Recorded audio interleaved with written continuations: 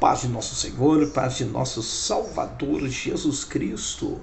Deus seja eternamente glorificado pela sua vida, pela sua casa, pela sua família. Obrigado por estar aqui conosco mais uma vez, em mais um tema, em mais uma abordagem bíblica, escriturística. E vamos falar hoje sobre um assunto que descansa o nosso coração. Nós vamos falar sobre a soberania de Deus, o poder de Deus. Eu não vou estender dentro do assunto, mas quero elucidar que o nosso Deus é o Todo-Poderoso. Nosso Deus é soberano sobre todas as coisas.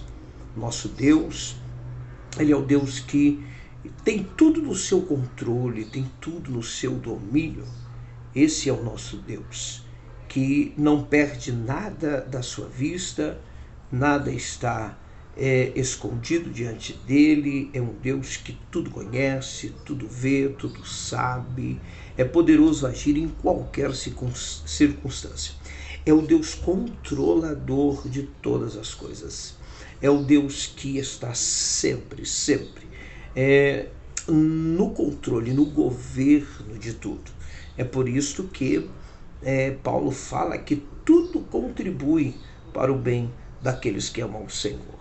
E justamente pelo fato de Deus transformar maldições em bênçãos, Deus transformar guerras em paz, Deus transformar momentos difíceis em momentos fáceis, conquistáveis, porque Deus é poderoso, especialista para transformar, para mudar, para agir. O profeta, ele chega ali no seu livro e diz: operando Deus, ninguém pode impedir.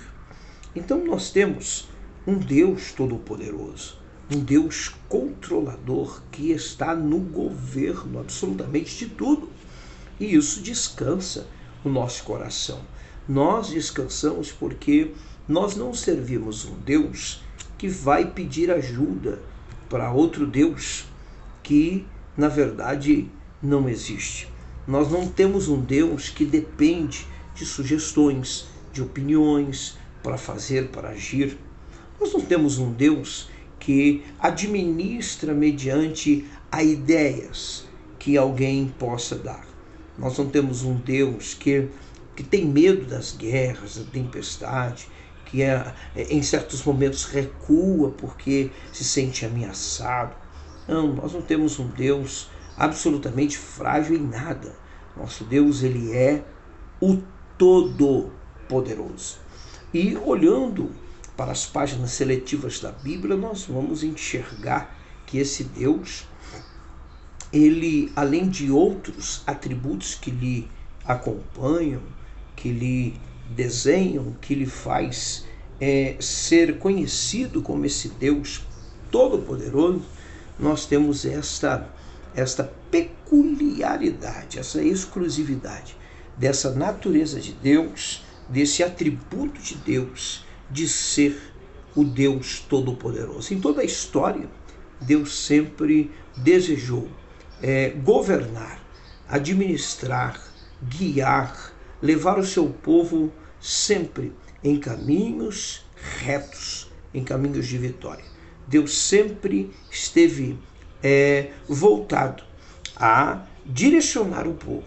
Então, a única regra de Deus ao povo, à nação de Israel, era obedecer. Se eles obedecessem, eles então trilhariam caminhos de bênçãos inesgotáveis. E é justamente esse controle de Deus, essa ação de Deus em cuidar de nós, em controlar tudo, que eu achei esse texto interessante. E eu já vi ele, muitos pregadores pregando, já vi muita gente lendo, explicando. E claro que isso aqui que eu vou dizer agora talvez não seja uma novidade para você, mas esse versículo é um versículo riquíssimo. Eu não vou contextualizar ele todo dentro de todo o seu capítulo, contido com cerca de 13 versículos, o capítulo 6 do profeta Isaías. O profeta Isaías, no seu capítulo 6, ele vai viver ali o momento do seu chamado, onde Deus vai mostrar em uma visão, e ele então vai entender que Deus está chamando ele para um propósito profético, para um propósito que faria com que ele exercesse ali todas as palavras de Deus com relação àquele momento que Judá, que Jerusalém estava vivendo, né, que Israel estava vivendo. Então, olhando aqui, nós vemos o texto quando ele diz: no ano em que faleceu, em que morreu o rei Uzias, eu vi o Senhor, o Eterno, o Yahvé, sentado sobre um trono alto, um alto e sublime trono. Então observa que essa parte me chama muita atenção da visão que Deus dá a Isaías. Ele diz: eu vi, meus olhos estavam vendo ali o Senhor assentado sobre um alto e sublime trono. Aqui é um contexto, um pano de fundo, porque o rei Uzias, que reinou, ele também foi conhecido como o rei Azarias, né? É claro que dentro de 2 Crônicas, capítulo de número 25, versos de número 25, e também contando ali o capítulo 26 de 2 Crônicas, nós temos ele também conhecido como o rei Azarias, rei Uzias, rei Azarias. E esse rei governou cerca de 52 anos, ele foi o rei ali dentro de Judá, dentro de Israel, de Jerusalém. E a história conta que esse rei, ele foi um rei muito obediente ao Senhor. Foi um rei que fazia as coisas certas ao Senhor. Deus se alegrou muito, inclusive ele veio acompanhando os passos do seu pai, o rei Amazias, que foi o seu antecessor. E esse rei, então, ele começa a andar no caminho do Senhor. Só que chega a um certo ponto, né? Inclusive capítulo 26 de 2 Crônicas, versos ali 16 consecutivamente, mostra que ele se exaltou. Ele se exaltou, entrou no templo onde estava, né, a arca do Senhor ali no Santo dos Santos, entrou no templo e ele acendeu o incenso, né? A Bíblia diz aqui, principalmente esse é o versículo interessante aqui, o verso 18, né? A ti, olha lá, a ti, Uzias, não compete queimar incenso perante o Senhor, mas sim aos sacerdotes.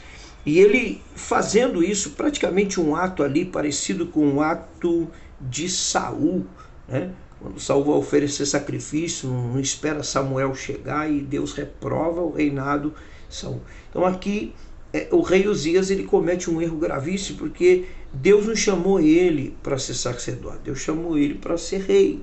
Então rei não podia agir nos cultos de adoração e toda formalidade, em todo ritual, em toda forma que era ensinado especificamente ali aos levitas, aos sacerdotes que estavam a serviço do Senhor.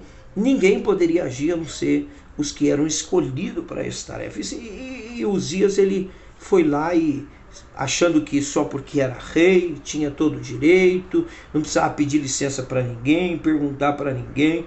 Então quando ele erra, quando ele faz isso, né, ele é corrigido pelo sacerdote Azarias, ele com mais 80 sacerdotes que entram para chamar a atenção dele. E a Bíblia diz ali, interessante isso, a Bíblia diz que o Senhor atacou dele de uma lepra, e da partir daquele dia ele ficou leproso até o dia da sua morte. E é justamente aqui, praticamente, eu acho até interessante isso, eu vou até estender esse assunto nessa questão, e é justamente aqui, né, no ano 738, praticamente 740, o rei Uzias morre. Né, o rei Uzias morre. Ele haveria deixado um legado, de obediência, mas isso marcou. Observa que aqui é muito interessante isso daqui, que não vale a pena você fazer tudo certo e errar no final, né? Então é melhor errar no começo e acertar no final do que errar no começo, acertar no começo e errar no final. É melhor que não erre, mas se for para errar, erre no começo, mas acerte no final. Ou seja, não viva errando, né? Não vive errando. Você precisa acertar.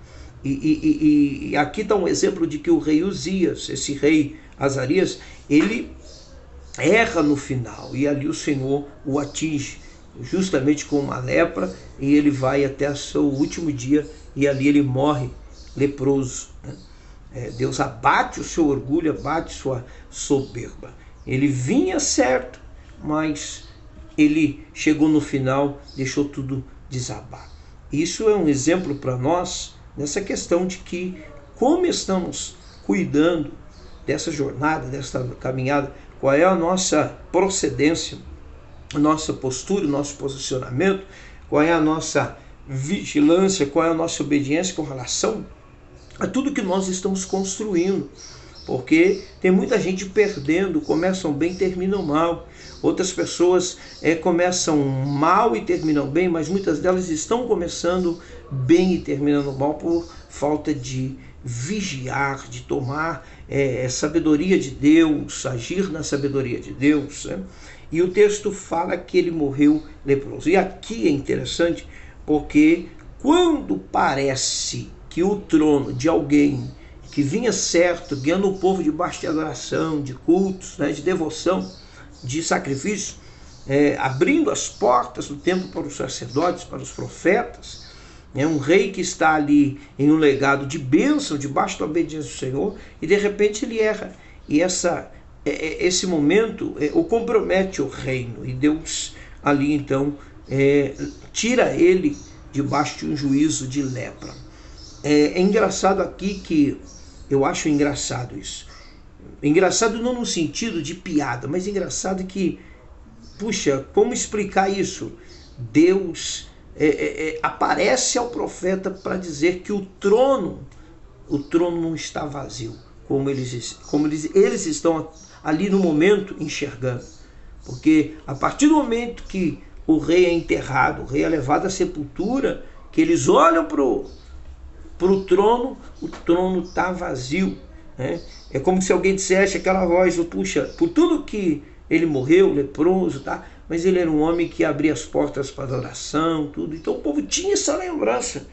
E quando se frustram, Deus aparece para o profeta, não só para chamar ele, comissionar ele para um chamado missionário, para um chamado profético, para um chamado com relação a trazer a palavra de Deus ao povo de Israel, ao povo de Jerusalém, de Judá, como também Deus mostra para ele que o trono está ocupado pelo Todo-Poderoso, pelo próprio Deus. É como se Deus dissesse: Isaías, avisa o povo que Uzias era apenas uma ferramenta, né?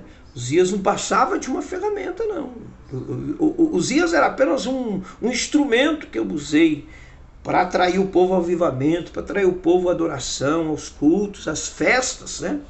Anual que eram oferecidas, como a de Pentecostes, as festas do tabernáculo, a festa da Páscoa. Então essas festas que eram oferecidas, todo o sacrifício que era feito, Deus trouxe. Mas avisa o povo que o trono pode estar vazio aí, mas ele está ocupado por mim, porque eu sou o Todo-Poderoso.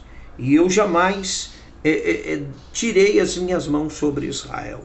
O próprio profeta chega a dizer no seu capítulo, acredito que 59, verso 1, acho lindo esse texto aqui também, próprio, né? Ele diz,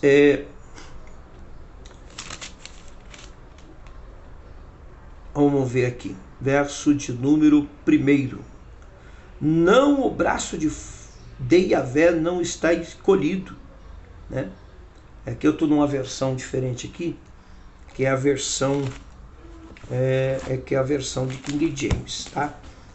Não, o braço forte de Yahvé não está encolhido, que não possa alcançar-nos com a salvação, nem os seus ouvidos estão tapados, que não possa ouvir.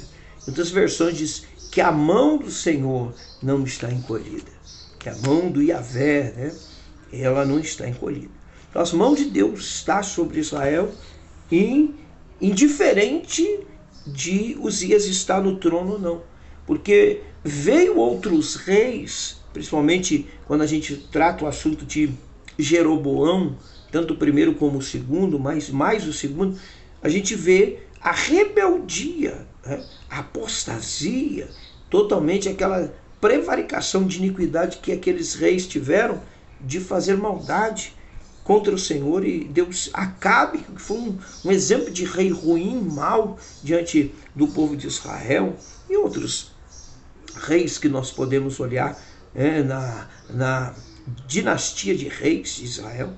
Mas aqui Deus está dizendo ao profeta, diga aí que Uzias, ele não está mais no trono, mas eu continuo. Então, eu vi o Senhor no dia que faleceu, 740 ali, 738 a.C., falece o rei Uzias e o povo fica como que se desarmado.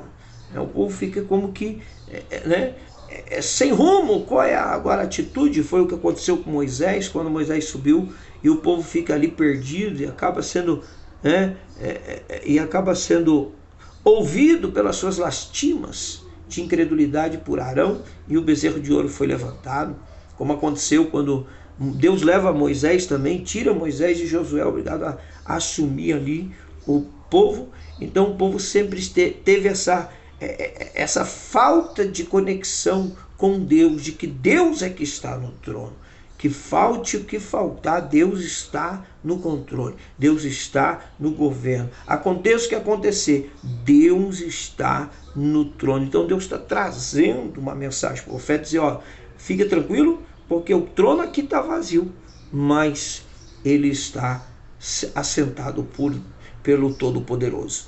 Ele está ocupado pelo Todo-Poderoso. Eu quero me prender neste versículo aqui, ainda que nós temos uma lição, várias lições nesses 13 versículos do capítulo 6, mas eu preciso me prender aqui. Ainda porque, quando se olha nesse trono, nós vamos para Apocalipse. Observe que Apocalipse capítulo 4, João também vê esse trono.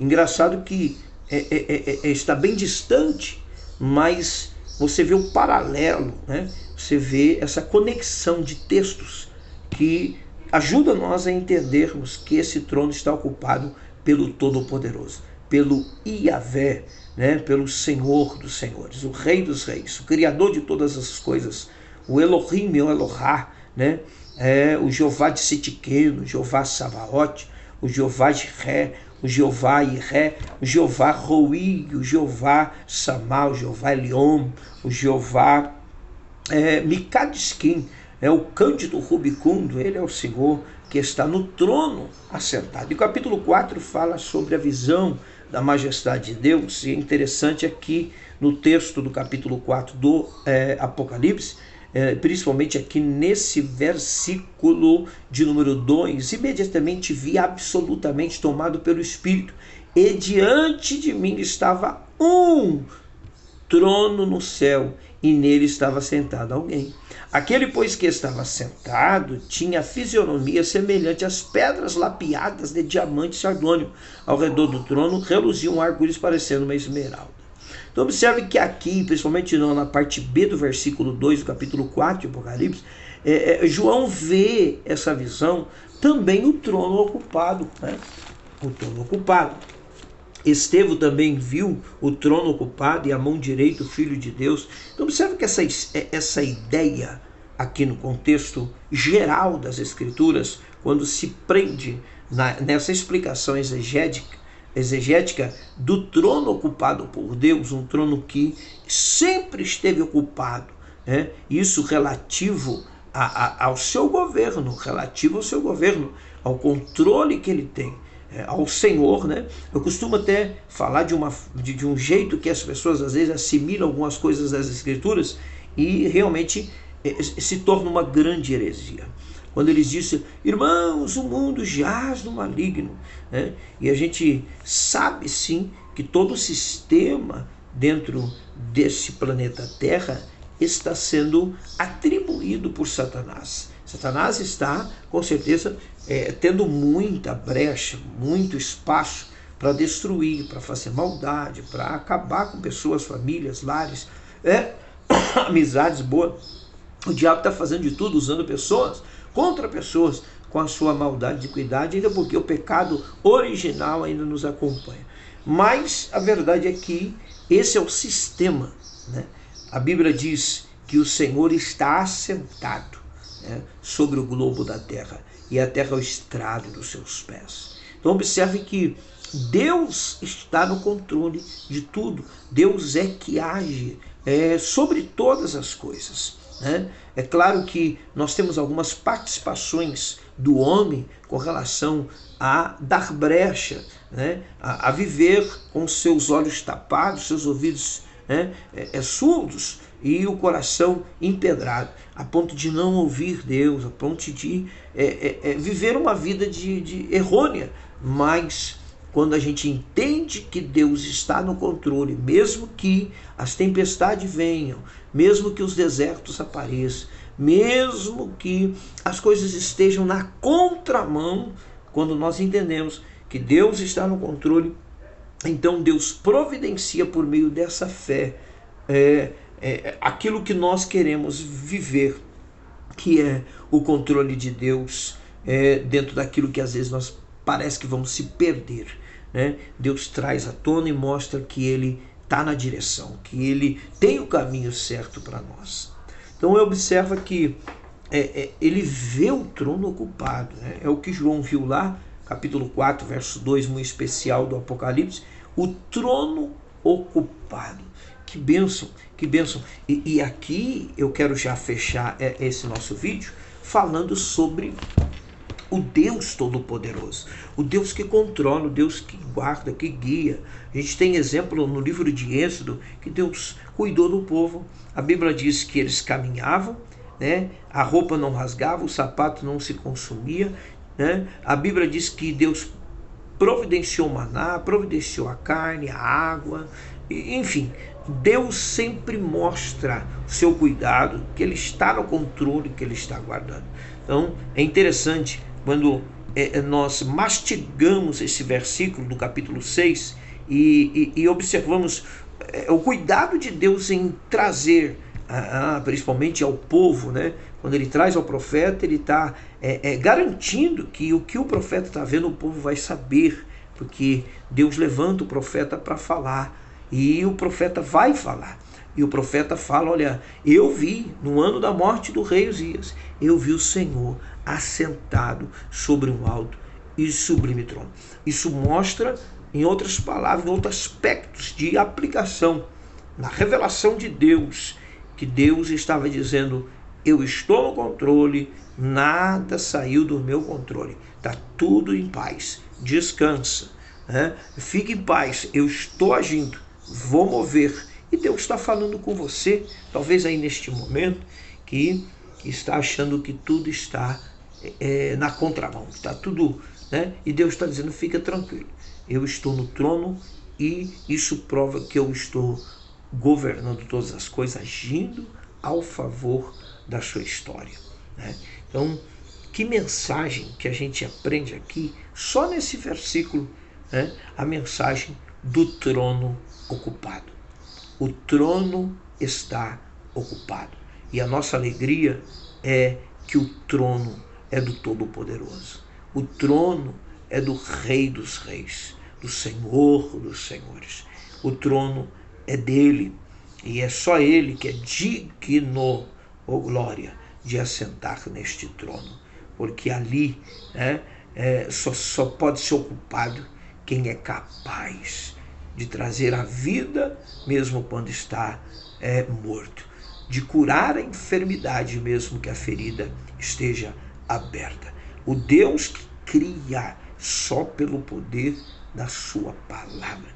O Deus que com o sopro, né, Ele trouxe o fôlego de vida no boneco de barro. Oh glória! O Deus Todo-Poderoso. Este é o Deus que curou o paralítico, que jazia 38 anos à beira do tanque.